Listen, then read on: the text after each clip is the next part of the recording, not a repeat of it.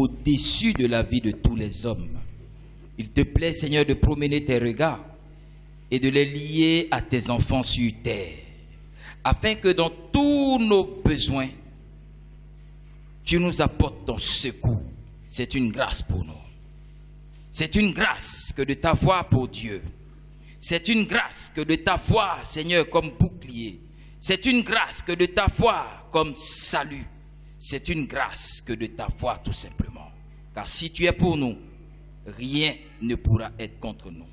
Le malheur viendra certainement, les difficultés viendront certainement, mais tu déclares que tu nous délivreras toujours.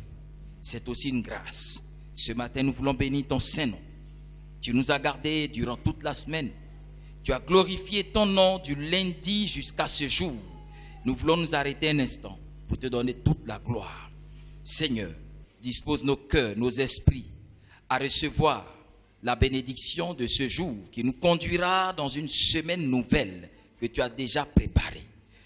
Sanctifie ce canal que je suis et donne à ton peuple de connaître, car tu as dit vous connaîtrez et vous serez délivrés. Délivre ton peuple ce matin par la connaissance. Fais-nous grâce encore. Seigneur, je veux à cet instant-ci te donner toute la gloire. Je veux m'effacer, je veux recevoir et donner fidèlement afin que la gloire te revienne totalement. Bénis ton peuple. Nous t'avons prié toutefois au nom de Jésus. Et tu dis Amen. Amen. Alléluia. Assieds-toi tout doucement, salue ton voisin pendant que tu t'assois. J'ai dit salue ton voisin, tu n'es pas en palabre avec lui. Si tu es en palabre avec lui, répands-toi. Sinon, je vais t'appeler devant ici et tu vas m'expliquer pourquoi tu es en palabre avec lui. Salue ton voisin, bénis-le. Alléluia. Salue-le et bénis-le. Gloire à Dieu. Si tu as fini de saluer ton voisin, tu es venu maintenant aussi pour écouter la parole de Dieu. Regarde-moi et écoute-moi. Alléluia. Gloire à Dieu. Ce mois entame 2 saisons. Ce mois entame 2 saisons. Première saison, période d'un 2e trimestre de l'année. Alléluia. Nous sommes aujourd'hui le 2 avril. Avril, mai, juin, on appelle ça 2e trimestre de l'année. Dieu a fait dans l'année 4 saisons de 3 mois, 3 mois et 3 mois.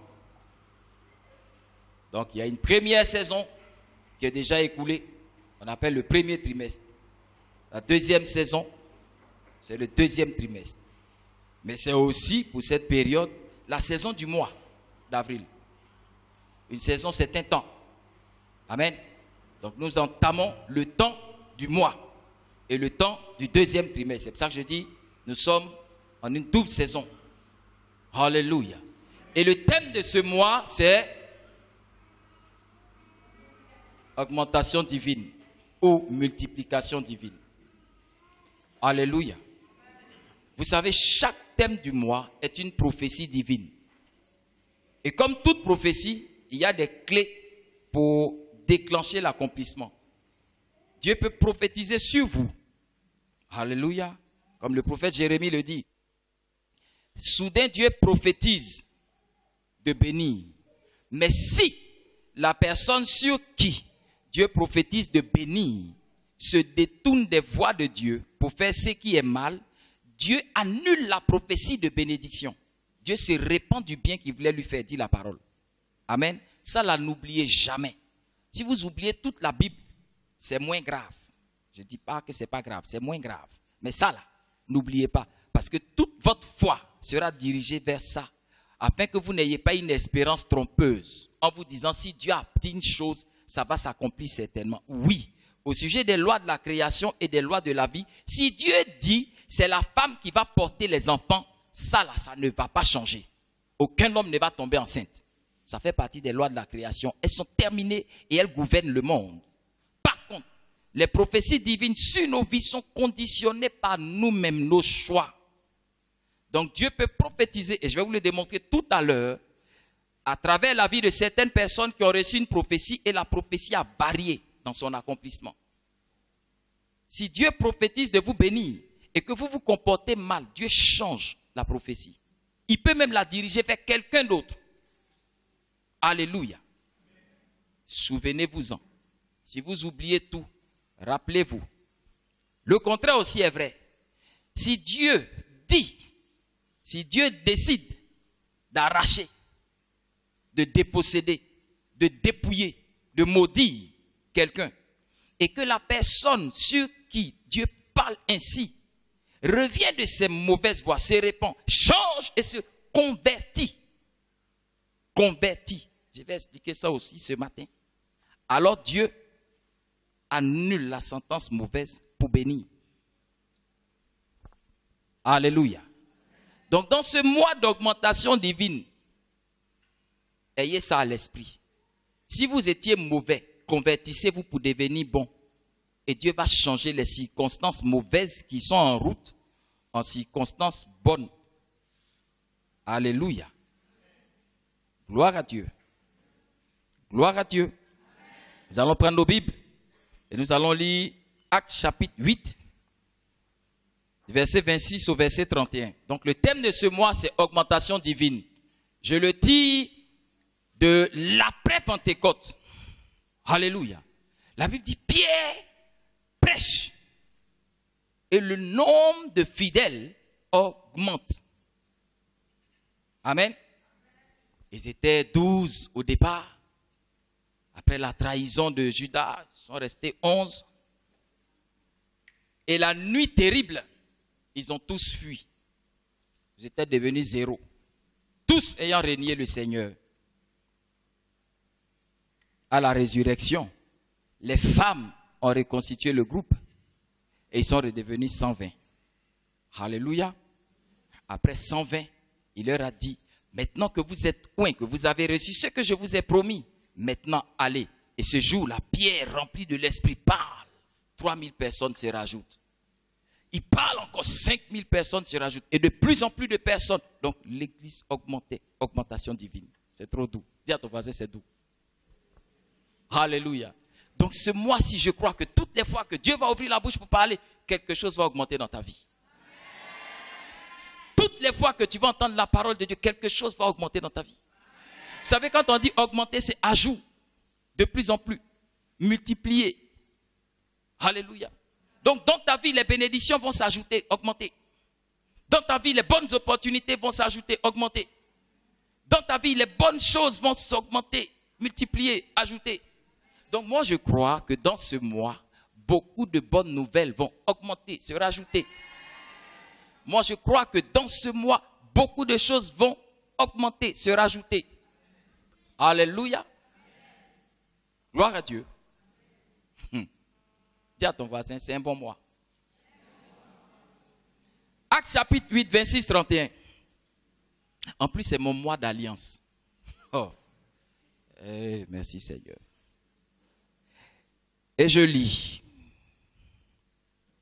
Un ange du Seigneur s'adressant à Philippe, lui dit, lève-toi et va du côté du midi sur le chemin qui descend de Jérusalem à Gaza, celui qui est désert.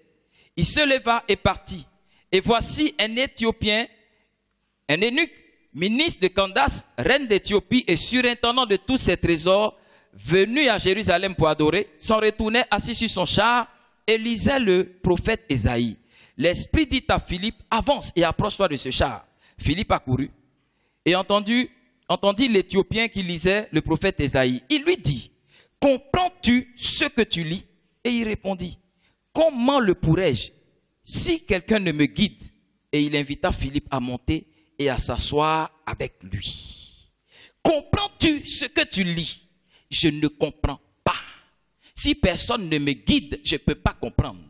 Si tu es prêt à me guider, monte dans ma voiture, sinon il faut passer ton chemin. Alléluia.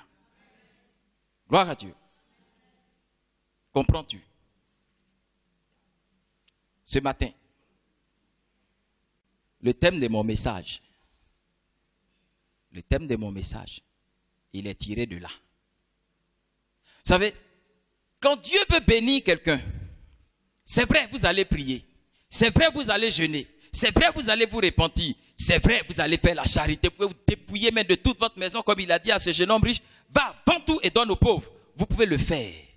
Mais ce n'est pas tant cela qui déclenche la bénédiction. Ce qui déclenche la bénédiction, c'est comprendre, c'est prendre conscience. Quand vous prenez conscience, vous pouvez vous repentir. Quand vous prenez conscience, vous pouvez partager. Quand vous prenez conscience, alors vous pouvez prier. Quand vous prenez conscience, vous pouvez jeûner. Alléluia. Gloire à Dieu. Comprends-tu? Je ne comprends pas.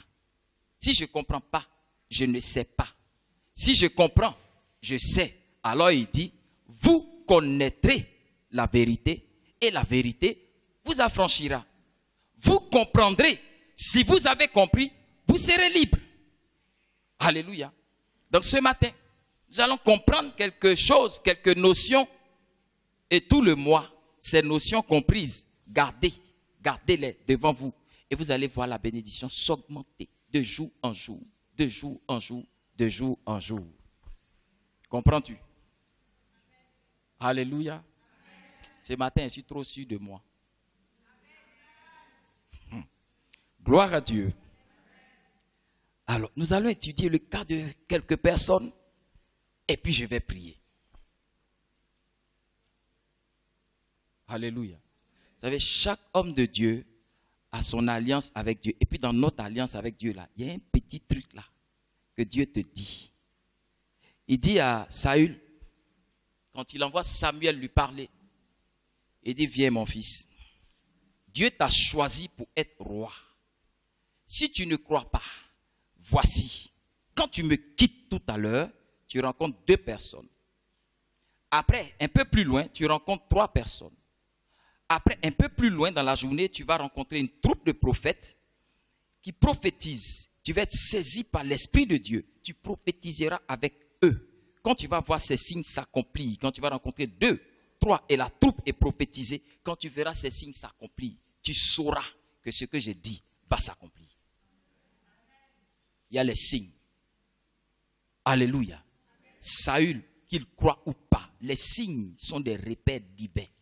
Dieu a positionné ça. Quand il a vu la chose, ce que Dieu a dit s'est accompli. Donc dans l'alliance d'un homme de Dieu avec son Dieu, il y a des signes que Dieu lui donne dans la matinée. Il dit, quand tu verras tel signe, annonce ce que je t'ai dit, je le ferai. Alléluia. Exode chapitre 4, versets 24 à 26. C'est l'histoire d'un homme que Dieu a appelé. Et c'est l'histoire même de son appel. Comprendre pour être béni. Je parle de cela ce matin. Comprendre pour être béni. Comprends-tu? Alléluia. Ceux qui écrivent, les étudiants là, ceux qui notent là, comprendre pour être béni. C'est le thème de ce matin. Je l'ai dit, je l'ai tiré de l'histoire de Philippe et de ce eunuque éthiopien. C'est pour les retardataires, je parle comme ça. Donc je peux continuer. La Bible dit que Dieu rencontre Moïse le jour où il le rencontre. Il lui dit, Moïse, je te confirme que je t'ai choisi selon que la prophétie avant ta naissance avait été annoncée. Je t'ai choisi. Ta mission va commencer parce que je vais te prendre et bénir mon peuple. Tu iras, tu diras à Pharaon, ceci, cela, ceci, cela. Très clair, Dieu donne les signes à Moïse. Il dit, quand tu verras ce signe s'accomplir, tu sauras que je t'ai appelé pour cette mission. Jette ton bâton, Moïse voit tous les signes. Moïse est convaincu que Dieu, après une longue discussion d'ailleurs, Moïse est convaincu que Dieu l'a vraiment appelé et que Dieu fait de lui un instrument pour la délivrance de son peuple. La Bible dit alors, Moïse, quittant Dieu, rencontre sa femme, Séphora. Quand il rencontre sa femme, il se met en route pour aller, comme Dieu a dit, aller parler aux anciens. Alléluia.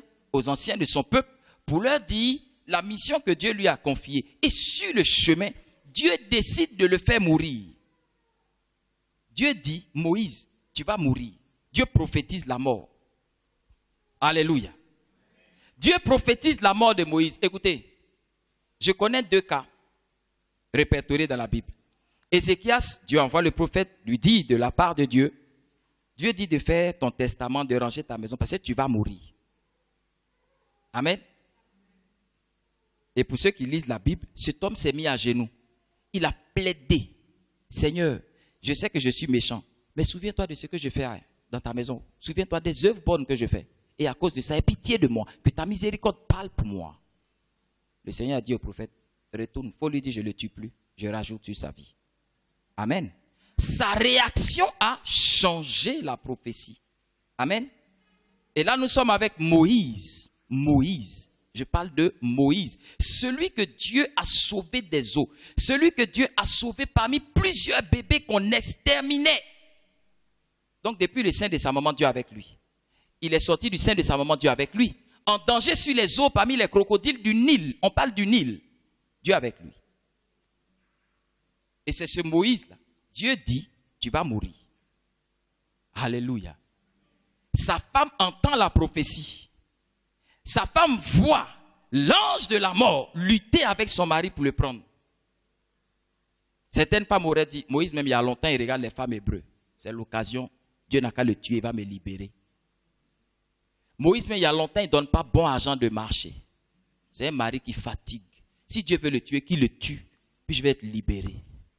Sa femme pouvait dire, Moïse même là, les petites filles du quartier là, à cause de lui, elles m'insultent. Si Dieu veut le tuer, qu'il le tue. Et puis on va avancer.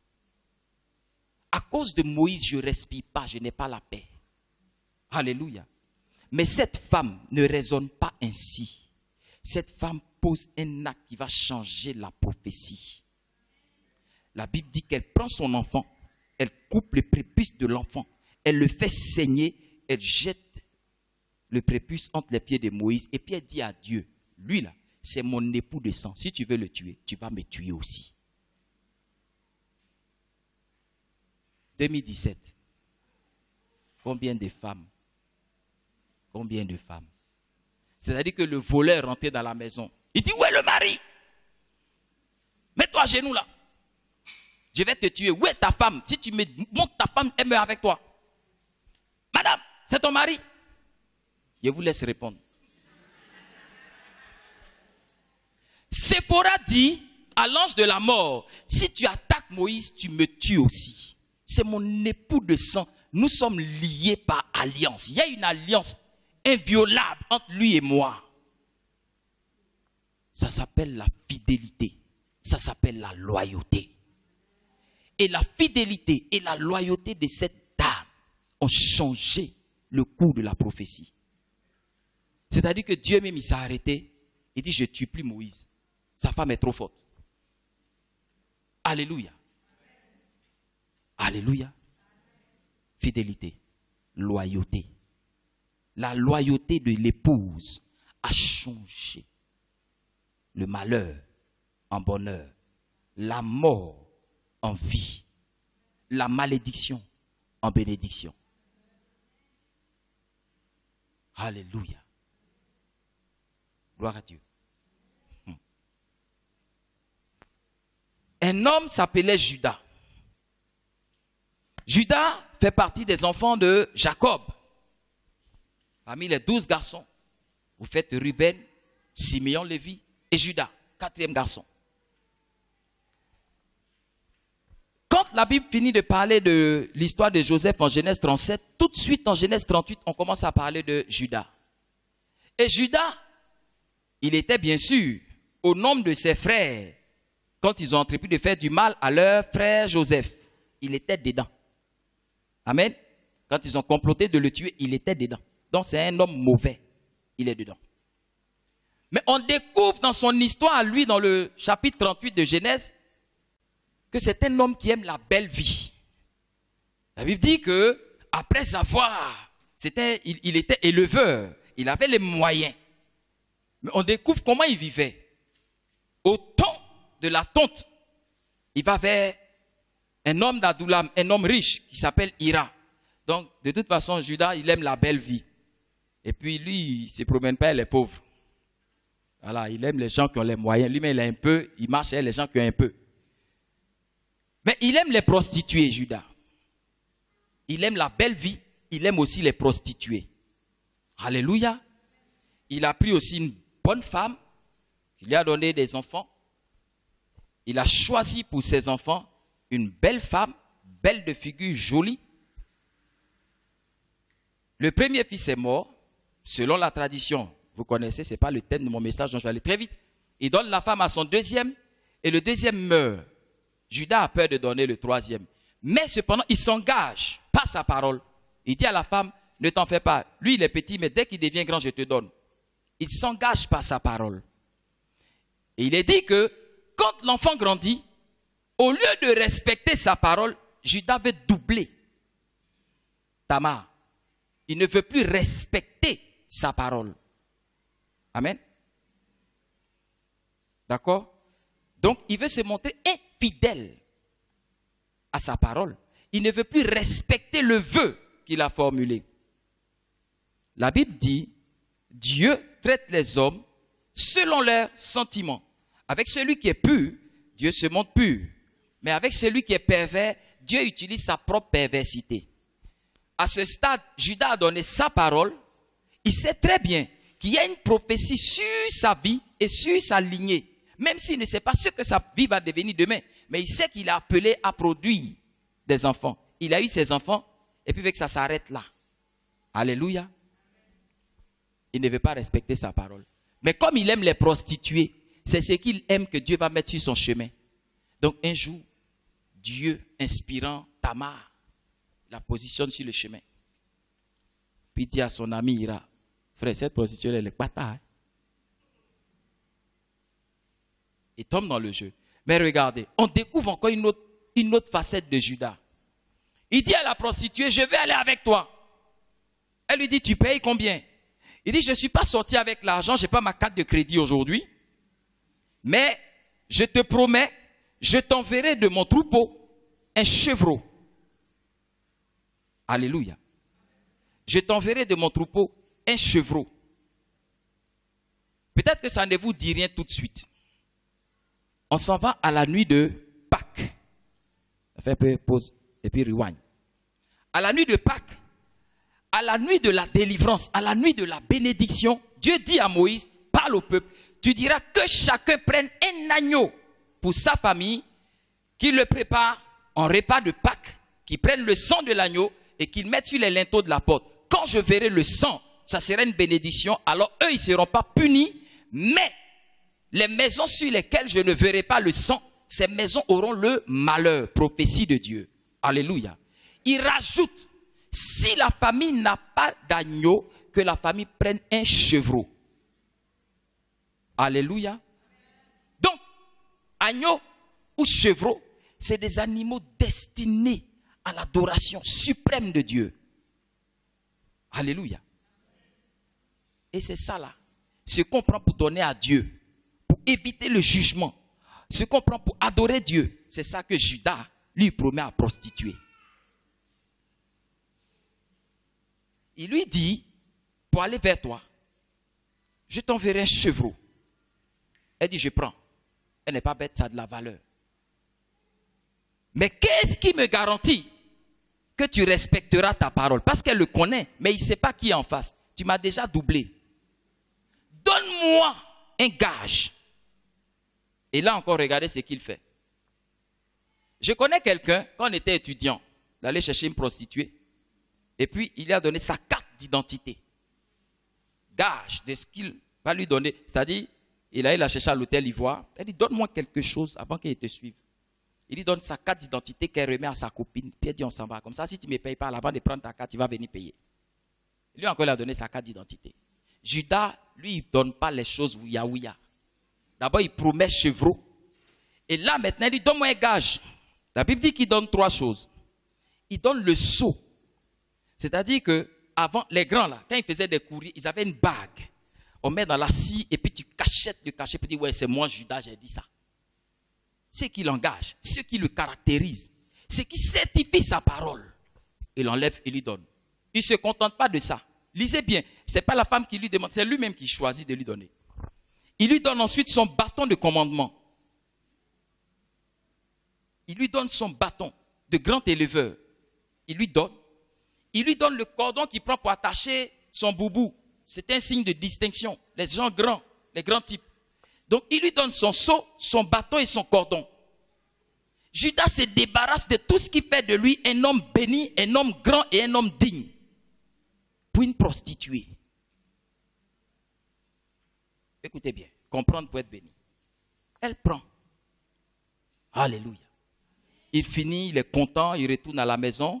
Et maintenant, il regarde entre le chevreau et toute la bénédiction qu'il pèse sur sa vie, qu'il vient de jeter. Il va aller récupérer. Enfant de Dieu, il y a des choses, si vous les donnez, il vous sera difficile de les récupérer. Si vous donnez votre dignité pour rien au diable, si vous donnez votre personnalité pour rien au diable, si vous donnez les attributs et j'ai envie de dire les thèmes de votre alliance divine au diable, il vous sera pratiquement impossible de les récupérer.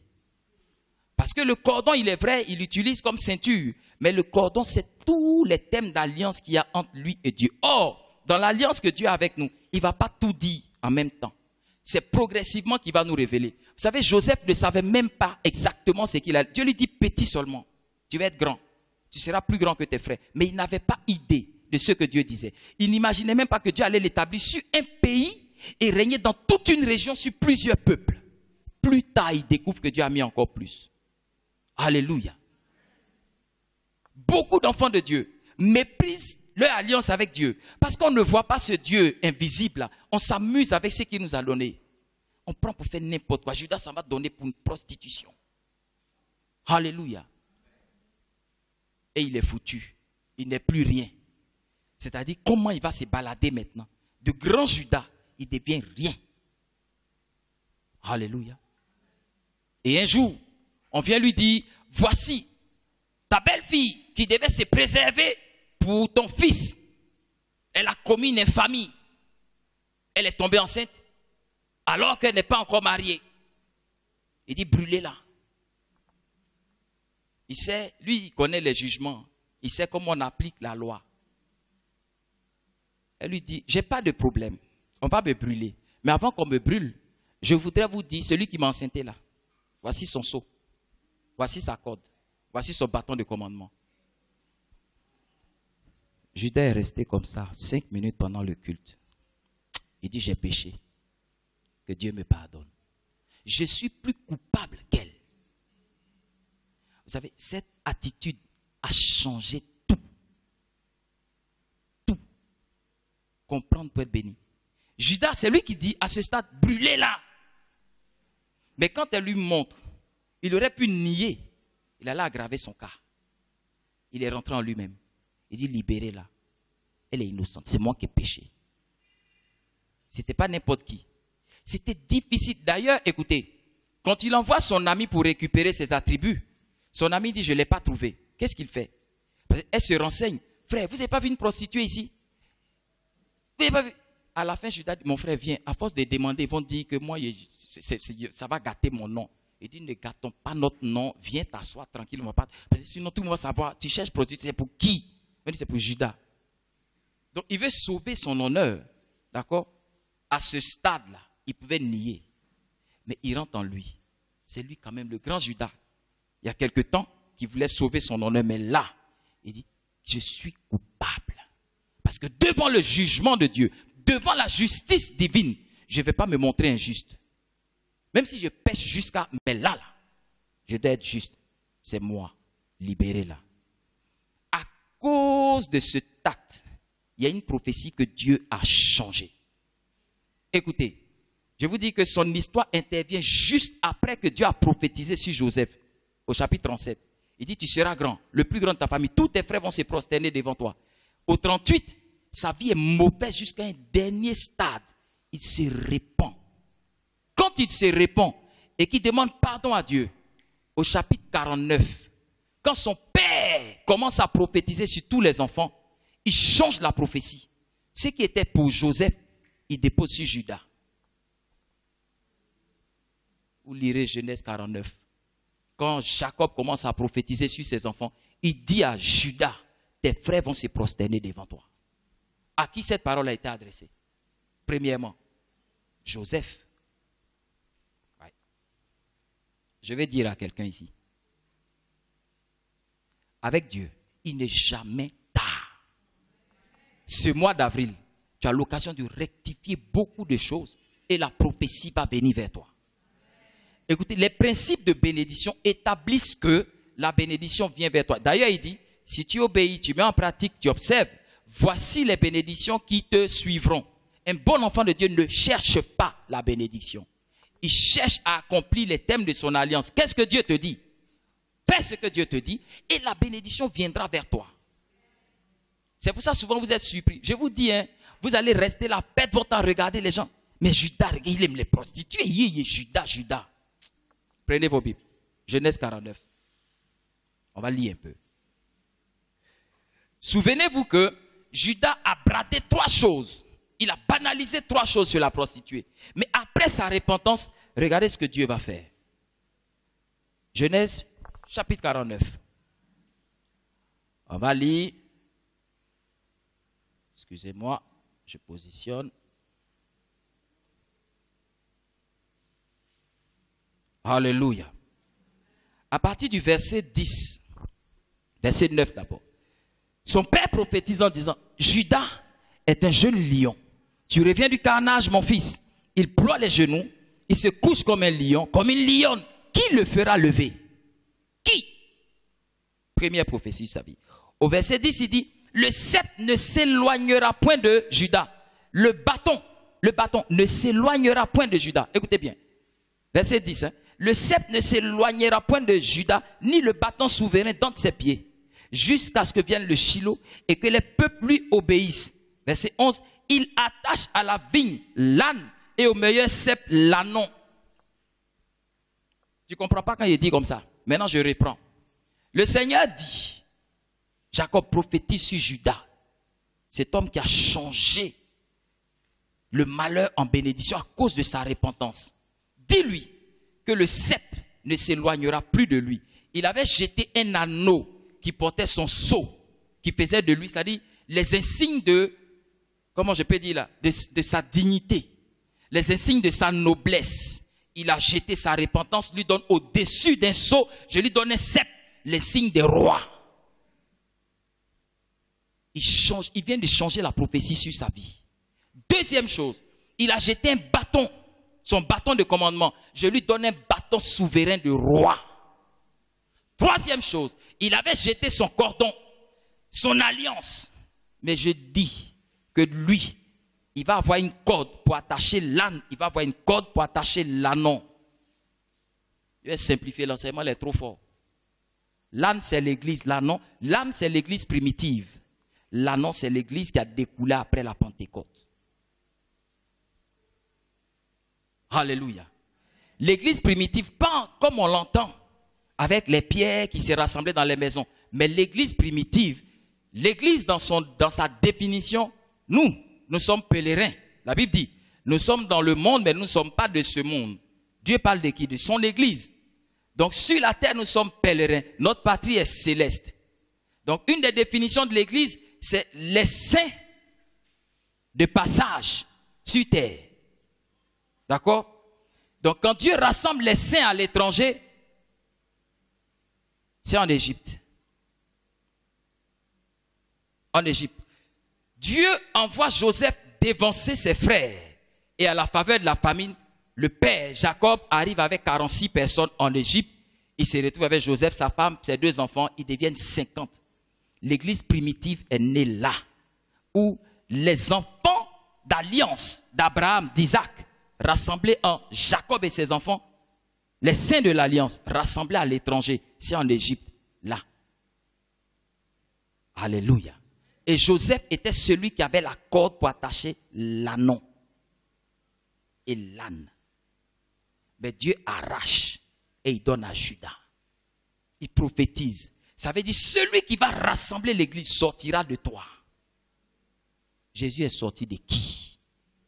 Pas de Joseph, mais de Judas. À cause d'une repentance sincère. La prophétie a changé. Alléluia.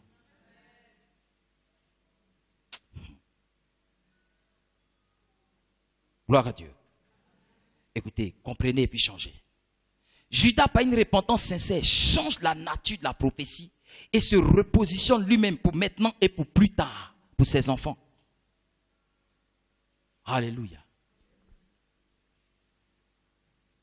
Il y a une femme qui s'appelle Rebecca. Rebecca, c'est la femme de qui? Parmi les patriarches. Est-ce que c'est la femme d'Abraham?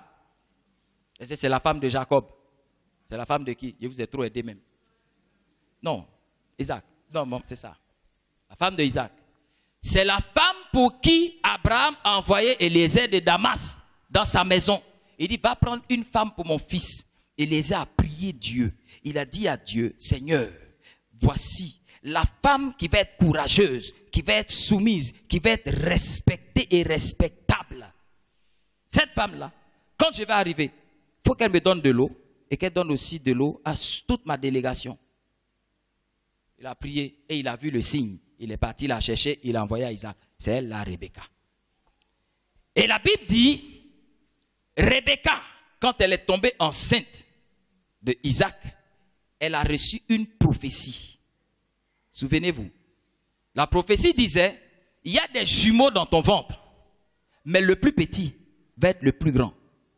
N'est-ce pas? Le plus grand sera assujetti au plus petit. Prophétie vis-à-vis de la femme, vis-à-vis du père. Les enfants ont grandi. Maman a gardé la prophétie et puis elle suit l'accomplissement, la progression des enfants et de la prophétie. Jusqu'à ce qu'un jour, le père dise, mes deux enfants, ça vous va? Aujourd'hui est le jour de l'accomplissement de la prophétie. Aujourd'hui est le jour de la bénédiction. Cependant, Jacob, bonjour, va t'amuser. Ésaü, toi, je t'ai choisi pour te bénir. Alléluia. Ainsi, hein? Va donc en brousse, prends ta flèche, ton arc, ton carquois, et puis va chasser du gibier. Tu me feras manger comme j'aime, et je te bénirai. Alléluia. Maman Rebecca était où? Elle n'était pas loin. Alléluia. Suivez bien.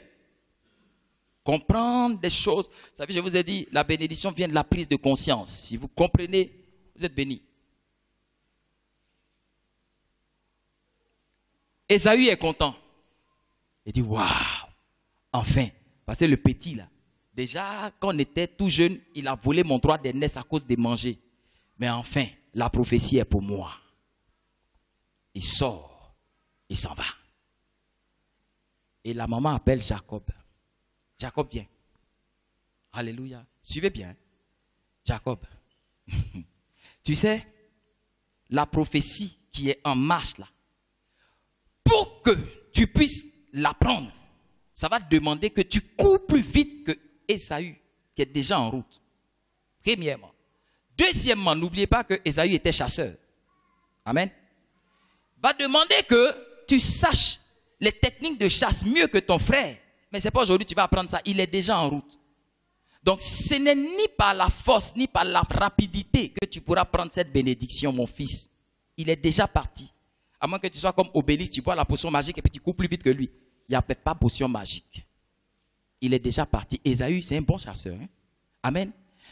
Mais Rebecca, elle avait quelque chose que les autres n'avaient pas. Rebecca connaissait la prophétie. Et il y a des Rebecca ici. Je prie ce matin pour réveiller votre mémoire. Rebecca a entendu la prophétie. Elle disait, le plus petit sera assujetti au plus grand. Rebecca était l'épouse. Elle n'était pas l'enfant de Isaac. Mais le père vient de parler. Est-ce qu'elle va désobéir au père? Si elle désobéit, Dieu ne peut pas la bénir. Dieu ne peut pas cautionner désobéissance. Alléluia. Elle est l'épouse. Donc, elle est quelqu'un. L'épouse, c'est celui qui doit aider. L'épouse, c'est l'aide. Et il y a des gens ici qui sont Rebecca, épouse. Vous savez, quand Dieu donne une vision, quand Dieu donne une prophétie, il y a des Rebecca que Dieu suscite pour veiller à ce que la prophétie s'accomplisse selon les thèmes. Dieu va dire au pasteur, il faut bâtir école. À cause de cette vision, il y a des gens à qui Dieu va donner les moyens. Je ne vais pas prendre pour manger sauce graine, c'est pour bâtir école. Mais si vous ne n'envoyez pas ces moyens pour bâtir, Dieu va susciter cailloux. de cailloux. Elle va dire, casse mon serviteur, l'argent va être dedans. Dieu a sorti l'argent dans la bouche de poisson. Dieu est capable de tout. Mais comme Dieu veut bénir ses enfants, il vous associe à une vision pour que vous sachiez quel rôle vous devez jouer. Et si vous jouez votre rôle, vous changez quelque chose, vous rétablissez quelque chose. Rebecca a entendu la vision, mais ce qui est en train de se passer, est-ce que c'est conforme à la prophétie? Qui doit avoir la bénédiction, l'aîné ou le cadet? C'est le cadet. Mais qu'est-ce qui est en train de se passer? L'aîné est en train de prendre. Ce n'est pas ça la prophétie. Et on ne change pas les prophéties de Dieu comme on veut. Rebecca appelle, c'est lui qui est concerné. Jacob vient. Tu sais, moi j'étais là quand Dieu prophétisait. Dieu n'a pas dit Ésaü. Mais encore mieux, Dieu a fait en sorte même que, papa là, c'est un visionnaire. Vous savez, la Bible dit Jacob, quand il est arrivé en Égypte, avant de bénir tous ses enfants, il a appelé Joseph. Il dit, Joseph, grâce à toi, nous ne sommes pas morts de faim. Donne-moi tes 2 enfants qui sont nés. Quand tu es arrivé ici, là, donne-les-moi. Je vais les bénir. Il dit, ces 2-là seront pour moi et les autres seront pour toi. Et au moment de les bénir, la Bible dit qu'il met sa main droite sur le cadet et sa main gauche sur l'aîné. Il ne voyait plus trop bien. Et Joseph dit, non papa, ce n'est pas comme ça. Tu es en train de bénir le plus petit. Il lui a dit quoi? Fils, je sais ce que je fais. Fils, moi ton père, je sais ce que je fais.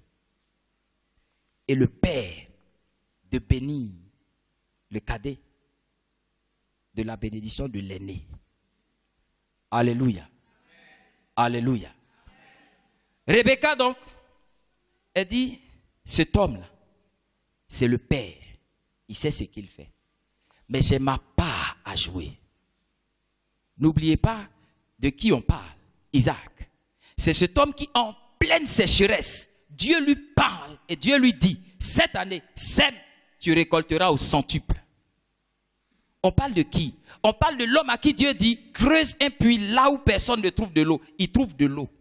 Les gens lui font parler. Dieu dit, laisse. Va encore, déplace-toi. Il creuse, il trouve de l'eau. Les gens lui font parler. Dieu dit, va encore, creuse. C'est-à-dire, les mêmes causes produisant les mêmes effets, la même alliance produisant les mêmes bénédictions. C'est de lui on parle. C'est de lui on parle. Et lui, il appelle Ésaü et il lui dit, Ésaü, va chasser du gibier, tu m'envoies, je vais manger. Je vous disais tout à l'heure, quand Dieu parlait à Moïse et qu'il lui disait, l'animal à sacrifier pour la bénédiction de la délivrance, vous prendrez un agneau ou un chevreau. Alléluia. Plus tard, Dieu dira à Moïse, voici les lois qui établissent des sacrifices à faire pour ôter le péché. Vous allez prendre les animaux du bétail. Dit comme ça ne veut rien dire, mais il faut chercher la définition de bétail. Bétail, c'est tous les animaux domestiques qui se retrouvent en troupeau. Ce n'est pas poulet, il n'est pas dedans. Ce n'est pas poisson, il n'est pas dedans. Alors, on parlera de gros bétail et de menu bétail. Il y a chameau, il y a chèvre, il y a taureau, il y a tout ça, il y a mouton, il y a chèvre et puis tous les enfants. Alléluia. Dieu, quand il a fait Isaac et Ésaü, Isaac et Ismaël, il a prononcé une parole particulière. J'aime Isaac, c'est l'enfant de l'alliance. Ésaü, je le bénirai, hein, mais lui, c'est un animal sauvage. Isaac, c'est l'animal domestique. Alléluia. Dieu ne mange pas le gibier. Dieu ne prend pas les animaux sauvages. Dieu prend les animaux domestiques. Isaac vient de dire quelque chose, mais il sait ce qu'il fait. Ésaü, viens. Va prendre viande de brousse. Va me chasser du gibier. Va prendre viande de brousse. Et puis la maman appelle Jacob. Jacob, viens. Va prendre le chevreau. Il fait partie du bétail, des animaux domestiques, petits des chèvres, petits des cabris. Envoie. L'enfant prépare ça et puis son père mange. Son père mange. Excusez-moi, on parle de qui? On parle de Isaac. Tu ne peux pas me donner une viande. Tu vas me donner petit cabri. Et puis je vais penser que c'est agouti. Vous parlez de qui? Il parle de viande de brousse. On lui envoie petit cabri. Il mange ça bien. La langue reconnaît les aliments. La langue reconnaît les aliments comme l'oreille reconnaît la voix. On parle de Isaac, un homme puissant en révélation. À ce stade, quand tu lis, tu comprends. Souvent, on a prêché, non. Isaac savait ce qu'il faisait. Il a éloigné Ésaü de manière très intelligente. Il connaît la prophétie. Méfiez-vous des pères. Méfiez-vous. Faites très attention. Il a éloigné intelligemment Ésaü. Maintenant, ce n'est pas lui qui va appeler Jacob. Sinon, on dira qu'il a été injuste. Mais il connaît sa femme. Il la connaît. Quand il mange même petit des cabris, là, il sait que Jacob ne peut pas préparer ça. Il connaît comment sa femme prépare. Mais il a mangé quand même. Alléluia. Et puis, Jacob arrive. Il dit, toi, qui es-tu? Il dit, papa, ici, ton fils Ésaü. Oh. On parle de quoi?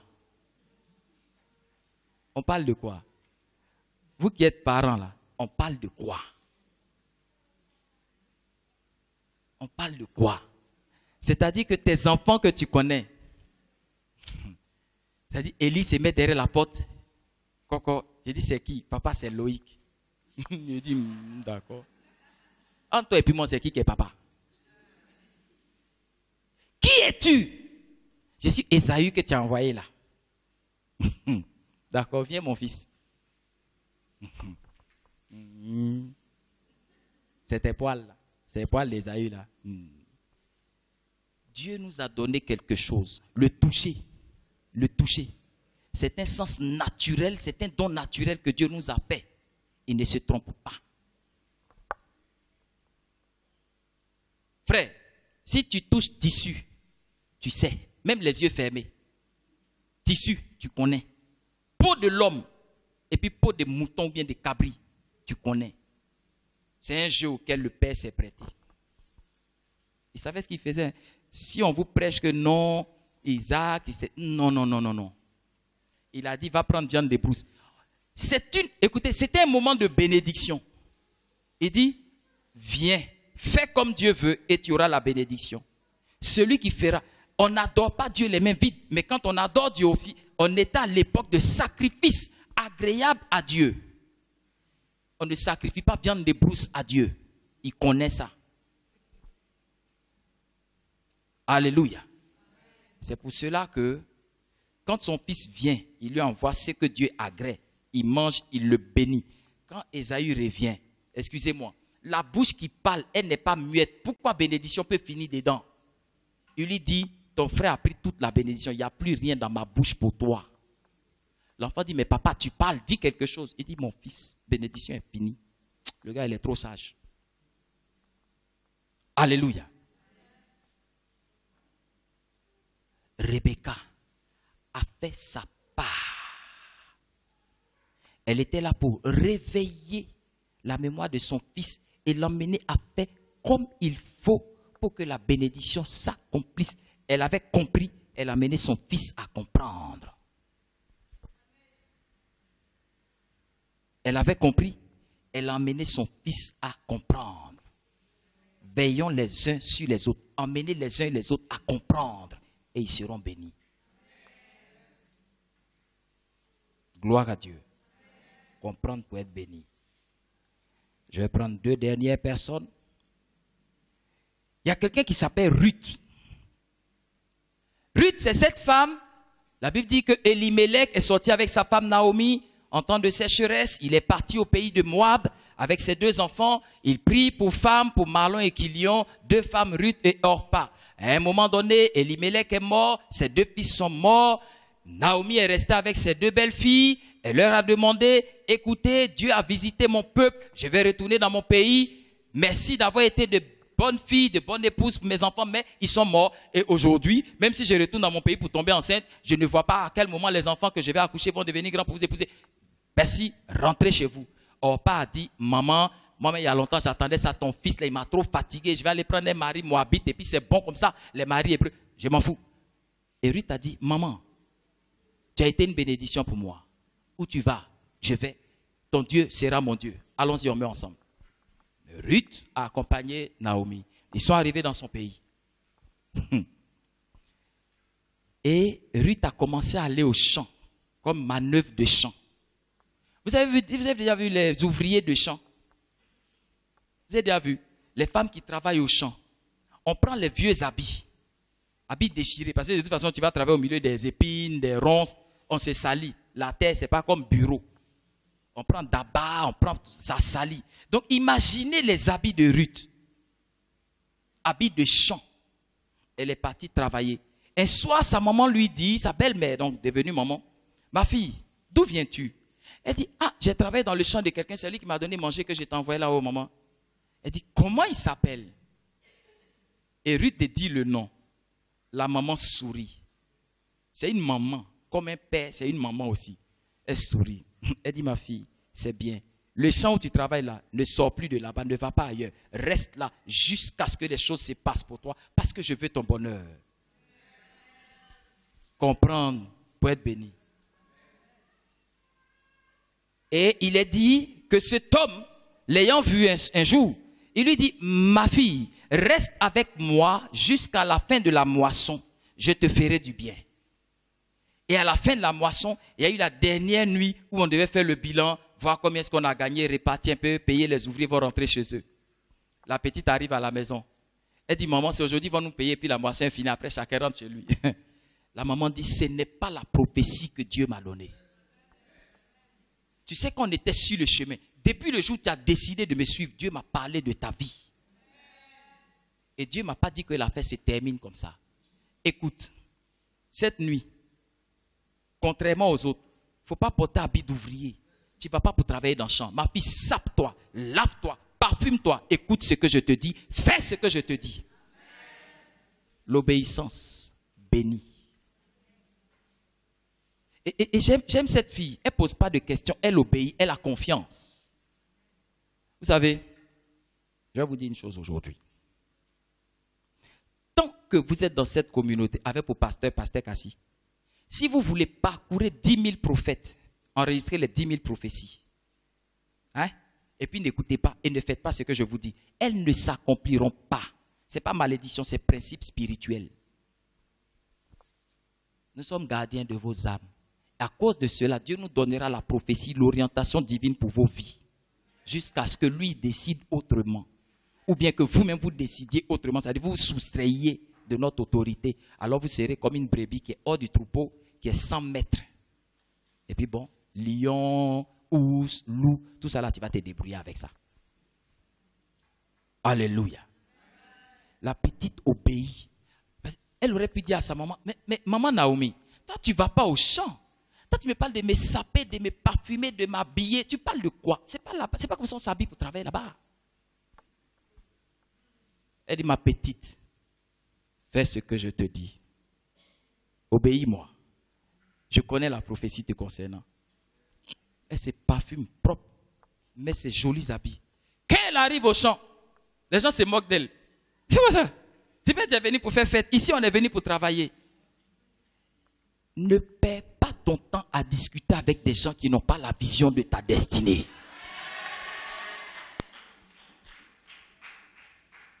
David est venu sur le champ de bataille. Son père l'envoie donner à manger à ses frères, mais lui, il a une prophétie sur sa vie. Il n'est pas venu donner à manger. Il est venu prendre sa victoire.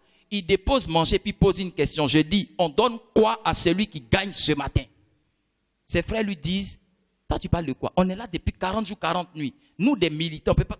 Tu es trop orgueilleux toi.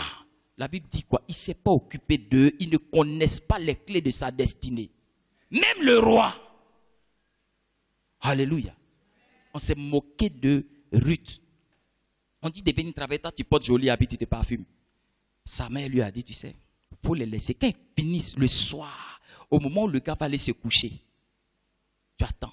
Quand il se couche, tu vas sous ses pieds comme ça et puis tu mets le drap sur toi. Vous savez, La Bible dit qu'un homme sage se tient auprès des rois. La sagesse est un don de Dieu. Moi, je prêche, mais mon conseil, c'est un don de Dieu. Si tu écoutes mes conseils, tu réussis. Un homme de Dieu pourra vous donner le conseil qui est propre à votre vie. Mais le conseil ne va pas être ce que je prêche. Je m'explique.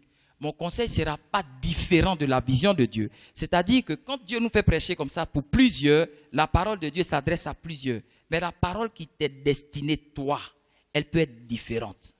Dieu pourrait te dire, déshabille-toi. Je donne un exemple. Il ne faut pas faire les actions prophétiques bêtes là. Ce n'est pas de ça que je parle. Je veux juste faire comprendre qu'une chose peut être contraire à tes principes, à tes lois et à tes voies humaines. Mais la bénédiction de Dieu est dedans. Alléluia. Normalement, quand Naomi a fini de dire ça là, Ruth pouvait dire, ah maman, elle aimait me coucher à pied des garçons. Il ne faut pas dire ça maman. Ah. La petite est partie se coucher. C'est clair, elle lui a dit couche-toi. Au milieu de la nuit, le gars là, ses pieds touchent quelque chose de glacé. Il soulève le drap, il regarde en bas. Joli, parfumé. Il est troublé. Vous lisez la Bible, hein? Il est troublé, il dit, wow, madame, réveille-toi. Qu'est-ce que tu fais là? Elle dit, non, je suis juste couché. Parce que je ne sais pas où aller. Il fait nuit, la nuit est dangereuse.